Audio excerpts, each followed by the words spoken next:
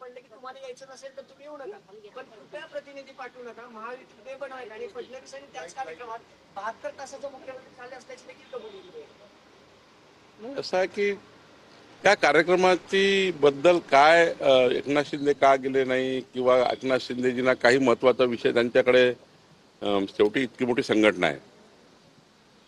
महाराष्ट्रात संघटना चालवताना आधीच आपण 15-15 दिवशी महिना दिवशी कार्यक्रम देतो. एखाद्या वेळेस एकनाथ शिंदेजी एखाद्या त्यांच्या महत्वाच्या संघटनात्मक कार्यात किंवा 4-4, 5-5 महत्वाचे डिपार्टमेंट आहे, त्यामुळे एखाद्या कार्यक्रमात नाही गेलं याचा अर्थ यांनी असं केलं त्यांनी तसं केलं. मला वाटतं आमची महायुती प्रचंड मजबूत आहे, कुठेही बेबनाव नाही.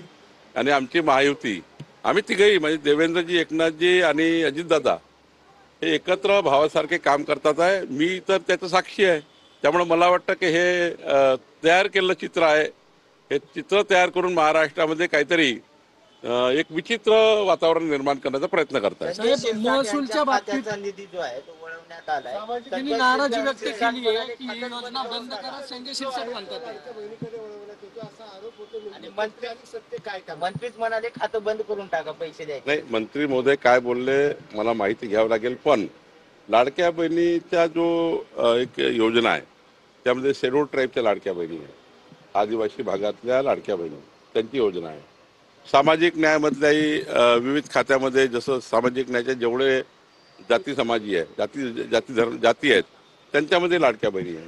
त्यामुळे काही काही क्वांटम थोडा सामाजिक न्यायाचा, काही क्वांटम आदिवासी भागाचा, काही क्वांटम महिला बालकल्याणचा, काही क्वांटम याचा.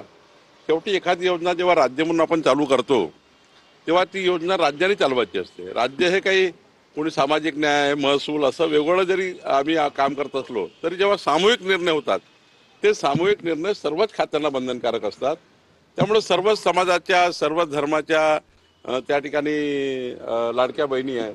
त्यामुळे थोडा थोडा क्वांटम जर घेतला असेल तर मला वाटतं संजय शिरसाटशी मी बोलेल, मला पूर्ण माहिती नाही, पण संजय शिरसाट काय बोलले याबद्दल तर मी त्यांच्याही चर्चा करेल. कदाचित भविष्यामध्ये जर मुख्यमंत्री होण्याची संधी मिळाली, एक ना एक दिवस मी मुख्यमंत्री होईल, मात्र त्यावरती तटकरे असं म्हणाले की दादाचं मुख्यमंत्री व्हायचे असतील तर जास्तीत जास्त पक्षप्रवेश करून घ्या. मात्र 2 दिवसानंतर दादांनी त्यांचं वक्तव्य जे आहे ते मागे घेतलं. आमच्या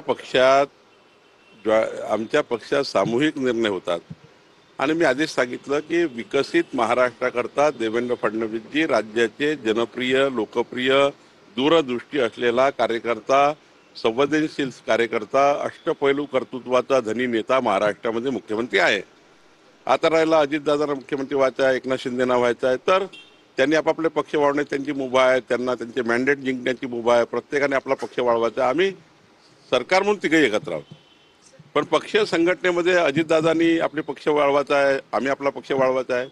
आणि हे साहजिक मी मागेही सांगितलं की भारतीय जनता पार्टीच्या लहान कार्यकर्त्याला वाटतं आता 1.5 कोटी आमची मेंबरशिप झाली आहे. 1,50,00,000 सदस्य संख्या असलेली भाजप आता 1,50,00,000 सदस्यांना विचाराल तर मुख्यमंत्री कोण सांगेल?